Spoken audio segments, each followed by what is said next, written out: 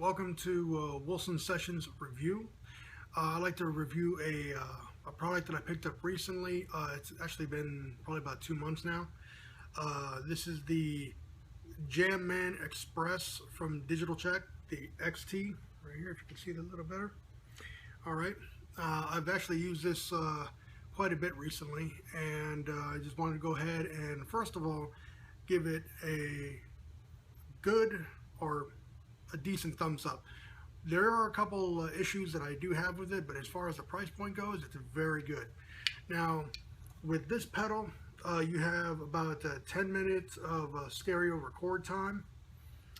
You also have a true bypass, so what you're getting in and the way it's coming out, there's no drawback. You have a jam sync, which means it's right up here on the top.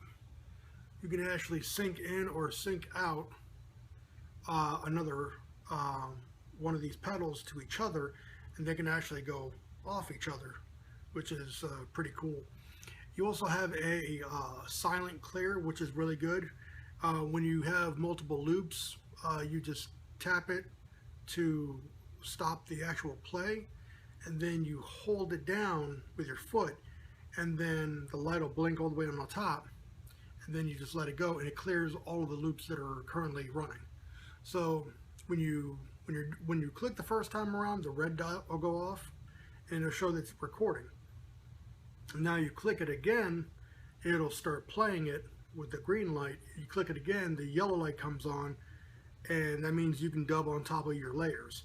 Now, when that yellow light is on, you can also click down and hold it, and it'll actually clear that last loop that you put.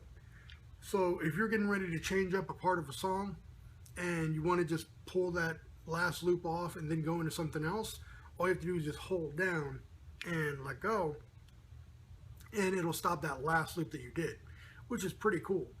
And if you're actually using this in a live set, you can click off the play and then hold it down and to erase all your loops right then and there.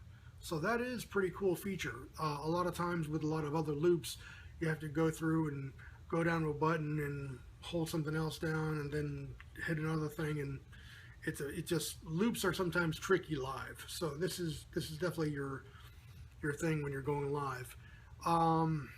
Also, like stated before, you do have separate LED lights to indicate where you're at. So if you're on stage, you already know what's going on with the loops that you're running. Right here, you also have a volume control, so you can actually control how loud your loops are. So if you're playing a main root of a song and you want everything else to tone down a little bit, all you have to do is just dial it down, and you can actually bring down the volume on all the loops.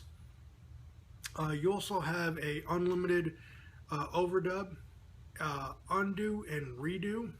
So that's actually pretty cool.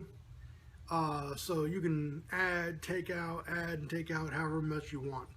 It also works with the 9VDC power plug. They're sold separately. When you buy this, you usually just buy the pedal, and it comes with the manual in a box, obviously with the warranty. But you can also use it with a yeah, you can use it with a 9-volt, but I don't think so. You also have a durable metal casing on it. Oh, here, never mind. Got the little slot here. Okay. With this, it's very useful live. I actually use it a little bit more on the odd side when I'm using it with my Bose system. I can run my my cable in from the mixer and then into my bass like a standard pedal board, or I can run from the compact system into the pedal, out of the pedal into the T1 mixer, and then have 5 instruments that I can go ahead and loop. So it gives me a little bit more functionality out of something like this. So if I got a keyboard part, or if I got a bass or guitar or electric drums or anything like that that I want to set up, I can run them all off of these loops. Now the only thing with this loop station, or the JamMan, sorry, with the JamMan, it doesn't have that auto detect, and it doesn't have an indicator where your loop is, like the RC1 or the RC3 where it adjusts your loops. With this one, you basically just have to practice. And for me, an easy way to get these loops done is to keep your first loop very short, and then just add like little noises here and there, and then just kind of make the song from that. The longer the loop, the more, the higher the chance of actually like putting an error or something like that on the song. But you can also redo and undo your last loop, so it gives you that option pretty easily and on the fly. You also have your right in and your right in mono right there, and then on the other side, obviously, your left in and your left in mono. That's basically it. Very durable. It's definitely metal, and it is definitely my approved pedal. I put my stamp on it, and it's pretty badass. If you get a chance, it's also a very good practice tool.